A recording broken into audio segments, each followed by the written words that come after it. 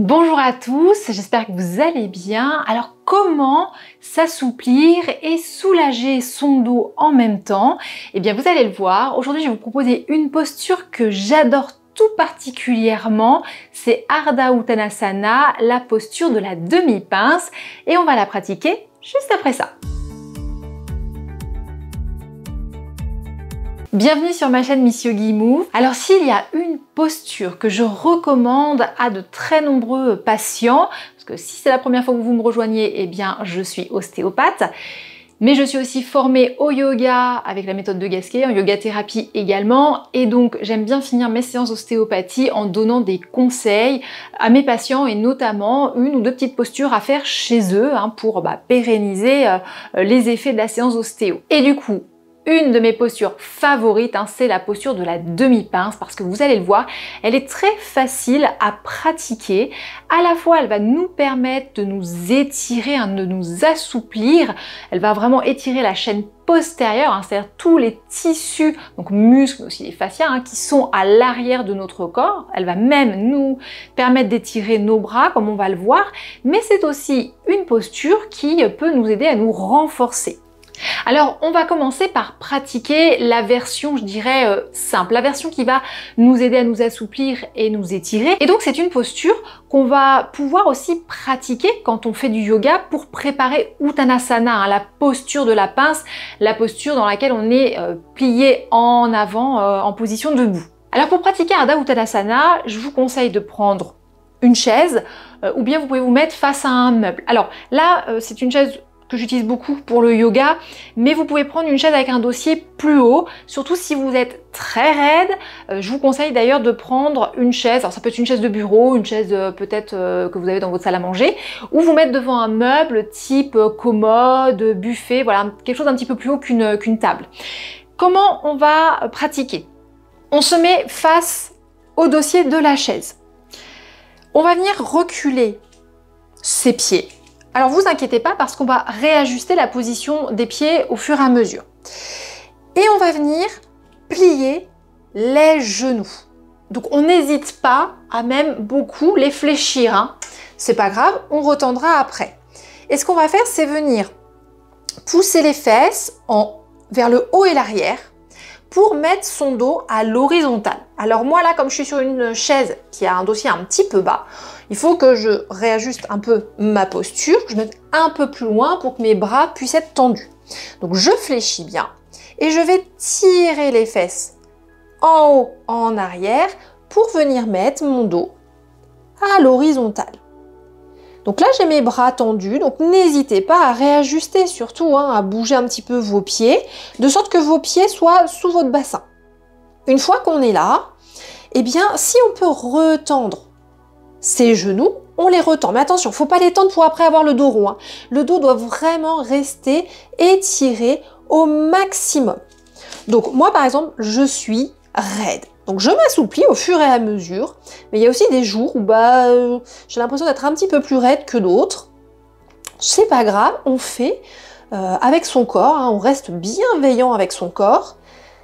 Voilà, donc si on peut retendre, on retend, mais ce n'est pas une obligation. Si vous êtes vraiment très raide et que vous êtes obligé de plier vos genoux, c'est pas grave, on les laisse plier. Et on prend le temps de respirer dans cette posture. Essayez de rester à peu près 30 secondes, même jusqu'à 1 minute. N'hésitez pas à bien pousser vos fesses vers l'arrière. Et vous pouvez même faire des tout petits mouvements de balancement des fesses à droite et à gauche. Et puis on va ensuite pouvoir faire une petite variante. Alors soit vous revenez en position debout et ensuite vous recommencez la variante, mais là on va l'enchaîner. Je rapproche mes pieds l'un de l'autre. Et là, ce que je vais faire, c'est lever mes talons et venir les mettre vers la gauche. Tac. Attention, le bassin, vous ne devez pas emmener les fesses à gauche. On va continuer à pousser le bassin vers l'arrière. Ce qui fait que là, je viens étirer mon flanc droit et notamment le muscle carré des lombes, mais je ne viens pas pincer le côté gauche de mon buste.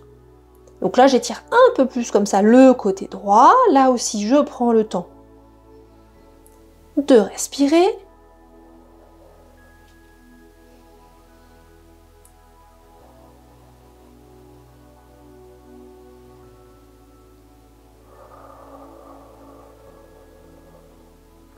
Et maintenant, je vais revenir au centre. Prenez toujours le temps, avant d'aller faire l'autre côté, de vous remettre au neutre, dans l'axe. Essayez de sentir ce qui se passe dans vos jambes, dans votre bassin, dans votre dos, dans vos bras aussi. Et puis ensuite, on va lever les talons et venir à droite. Et donc là, je repousse bien mes fesses vers l'arrière. Je ne laisse pas trop partir à droite. Là encore, on prend bien le temps de respirer. Donc peut-être que certains d'entre vous vont sentir surtout un étirement dans les bras, c'est possible. Et puis un peu moins dans le dos. Tout dépend des zones de tension que vous pouvez avoir dans votre corps.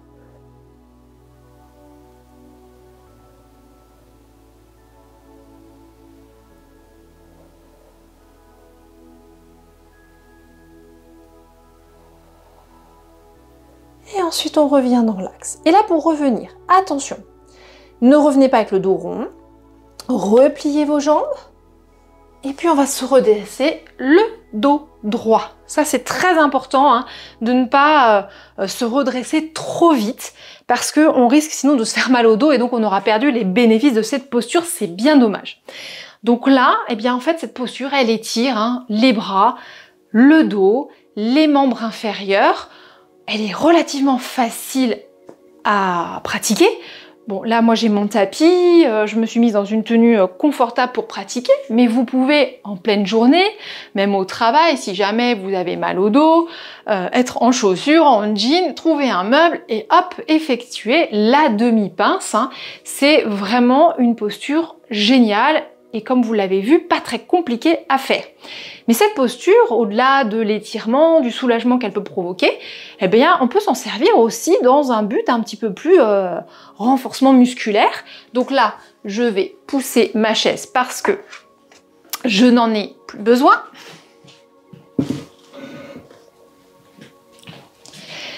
Et donc, on peut s'exercer aussi en étant donc déjà bien placé debout.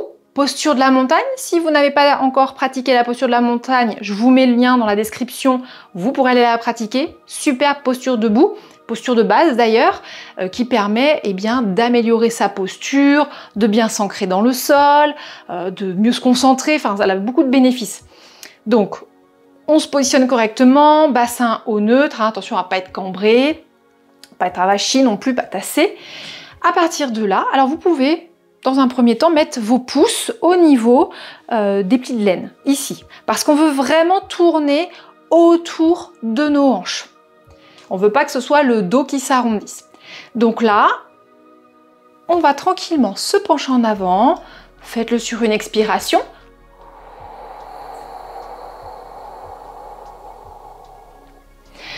Et on vient mettre son dos à l'horizontale. Si là aussi, ça tire trop dans les jambes, vous pouvez plier, pas de souci.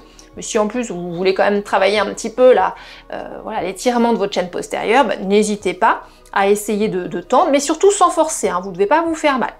Les bras, on peut les mettre le long du corps. Et puis, vous pouvez par exemple réaliser un petit enchaînement ou à l'expiration, je vais venir tendre un bras devant, j'inspire. Je souffle. Deuxième bras. J'inspire et en soufflant, je me redresse.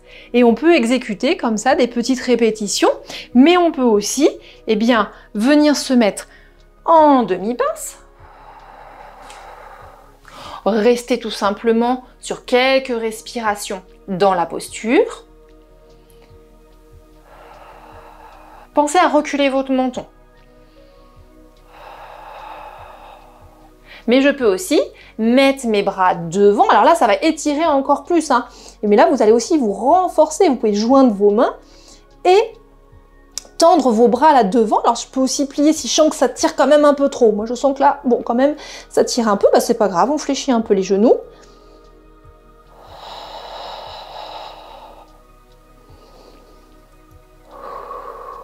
Et tranquillement, sur une expiration, je reviens. Attention, là aussi, à ne pas enrouler votre dos, d'accord? De revenir bien le dos droit. Donc, vous pouvez intégrer aussi cette posture dans des petites routines fitness, routines de renforcement. Voilà, ça va travailler la mobilité des épaules, ça va donc travailler tout votre dos, ça va travailler vos cuisses. Donc c'est vraiment parmi les postures que j'aime le plus parce qu'elles voilà, nous servent à énormément de choses. Mais surtout, voilà, si vous manquez de souplesse, que vous avez un peu mal au dos, n'hésitez pas à la pratiquer. Alors on verra, vous inquiétez pas, d'ici quelques semaines, je vais vous faire d'autres vidéos pour gagner en souplesse, avec des postures notamment au sol, et notamment avec les sangles de yoga, parce que c'est vraiment un pur bonheur de travailler sa souplesse avec les accessoires. Donc en attendant, pratiquez déjà Ardha Uttanasana, la posture de la demi-pince. Et puis surtout, si vous avez envie de continuer à me suivre et à pratiquer le yoga, le renforcement musculaire, en douceur mais en profondeur, n'hésitez pas à vous abonner. Je vous souhaite une très belle journée et je vous dis à très vite dans une prochaine vidéo.